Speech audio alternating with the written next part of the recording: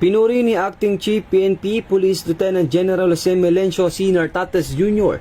ang lahat ng pulis na nagbantay sa Traslasyon 2026 na itinuturing na pinakamahaba sa kasaysayan matapos tumagal ng halos 31 oras. Ayon kay Police Lieutenant General Nartates, sa kabila ng matinding pagod at kakulangan sa tulog, nanatiling alerto at disiplinado ang mahigit 18,000 pulis na idineploy mula sa NCR at mga karatig rehiyon upang tiyakin ang kaligtasan at kaayusan na higit 7.3 milyon na debotong dumalo sa prosesyon. Nagsimula ang traslasyon alas 4 ng umaga ng ika-9 ng Enero mula sa Quirino Grandstand at nagtapos ng alas 10:50 ng umaga ng sumunod na araw nang maibalik ang andas sa Quiapo Church matapos ang 30 oras at 50 minutong prosesyon.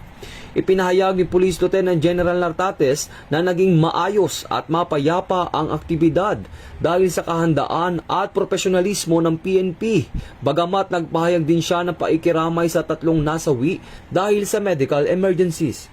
Nagpasalamat din si PNP Chief sa iba't ibang ahensya ng gobyerno, media at publiko sa kanilang pakikipagtulungan para sa matagumpay na traslasyon. Ito ang bagong PNP para sa bagong Pilipinas. Serbisyong mabilis, tapat at nararamdaman.